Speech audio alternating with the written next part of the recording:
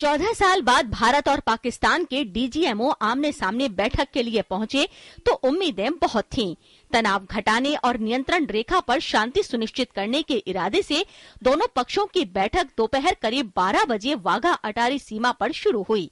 भारतीय पक्ष का प्रतिनिधित्व लेफ्टिनेंट जनरल विनोद भाटिया कर रहे थे, जबकि पाकिस्तानी पक्ष का प्रतिनिधित्व मेजर जनरल आमर रियाज कर रहे थे। बैठक के बाद भारत की ओर से कहा गया कि दोनों पक्षों ने संघर्ष विराम का पालन करने का फैसला किया है। We had a very cordial, constructive and a fruitful meeting. We discussed the ceasefire along the line of control and the existing mechanisms. We both decided to ensure ceasefire and strengthen existing mechanisms. बातचीत में भारत और पाकिस्तान दोनों तरफ से एक brigadier और 3 lieutenant colonel शामिल हुए।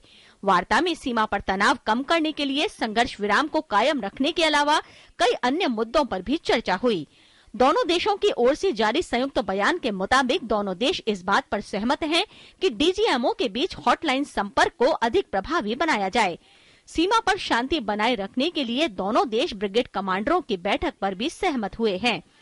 भारतीय प्रधानमंत्री मनमोहन सिंह और पाकिस्तानी प्रधानमंत्री नवाज शरीफ के बीच 29 सितंबर को संयुक्त राष्ट्र महासभा के सत्र के दौरान न्यूयॉर्क में मुलाकात हुई थी। मुलाकात के दौरान नियंत्रण रेखा पर संघर्ष विराम के निरंतर उल्लंघन को लेकर डीजीएमओ की बैठक का फैसला लिया गया था। पिछले कुछ महीनों में भारत और पाकिस्तान के बीच सीमा पर जिस तरह से तनातनी रही है और माहौल बेहद तनावपूर्ण हालत में जा पहुंचे, उसको देखते हुए बैठक की अहमियत कुछ ज्यादा ही बढ़ गई थी।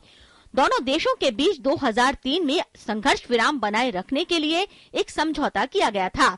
इस साल संघर्ष विराम उल्लंघन की करीब 196 घटनाएं हुई हैं। अगस्त में एक हमले में 5 भारतीय सैनिकों की हत्या के बाद दोनों देशों में तनाव काफी अधिक बढ़ गया था। हालांकि दोनों डीजीएमओ आमतौर पर हर मंगलवार को हॉटलाइन पर वार्ता करते हैं, लेकिन राजनीतिक नेतृत्व ने इस बार सीधी बात करने का फैसला किया। उम्मीद है कि आने वाले दिनों में बैठक के सकारात्मक नतीजे देखने को मिलेंगे। Bureau report, TT news.